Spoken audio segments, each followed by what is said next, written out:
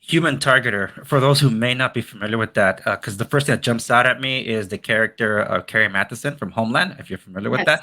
that, is that along the lines of what you're talking about?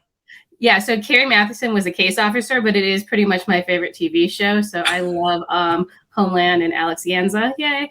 But yeah, so actually the best description of it, if you're going to watch like a show, is Zero Dark 30. So Maya in Zero Dark 30 was a targeter. So that's what targeters mostly get known for, capturing and detaining terrorists or putting them on the X. But targeters also go and find the individuals the US government needs to recruit to collect information from. So that could be scientists, diplomats. I mean, it could be in any field. It's just where the US has gaps in intelligence. You mentioned something on the American Outdoors News podcast that I actually took issue with. You said the new Gen CIA is better than you are. And I dare say, I don't think you can replace on the ground experience, because I think that's what you probably have a leg up on them. So I think you're being a little too modest. You know, the thing I love about this new generation is they really know how to use open source and technology. And we could hardly even get technology in the building, and they're just doing just amazing things with it. So I'm really excited for the future. Oh, all right. Well, still, I would say that your knowledge is valuable, so I'm sure some of them will still look to you. I agree with you, Andre. Thanks. We work together on this.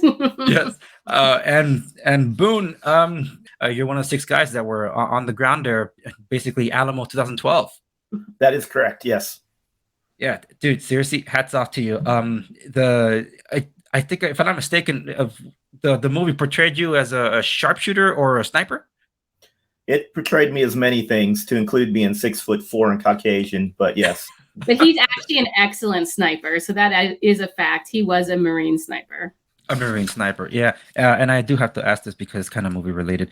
The actor who plays you, that was David Denman. Did he have access to you to portray you as best possible on the screen? No, I continued to work for the agency until 2016, so I had nothing to do with the movie, or I would have used Jason Momoa. But David did a good job of capturing the mannerisms, if you will. And I believe he got a lot of that from the guys, because I believe Tonto, Tig, and Oz were actually technical advisors for the movie. So they did a good job with that. But there is one funny thing. We were invited down to Miami, and Michael Bay invited us down to watch the movie.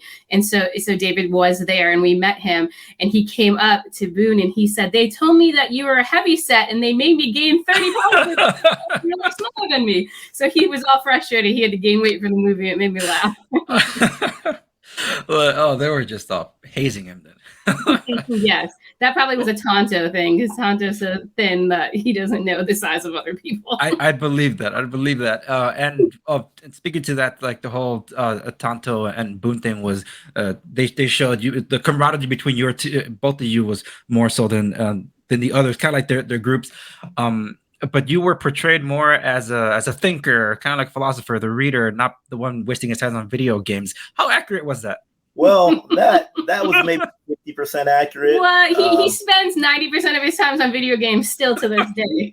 We all played video games. It's just a way to kind of unwind, if you would. I do like to read, but yeah, some of the scenes where the guys are working out and I'm sitting there reading a book, that's not accurate. No. Yeah, he would have been napping when the guys were working out, not reading a book. Okay.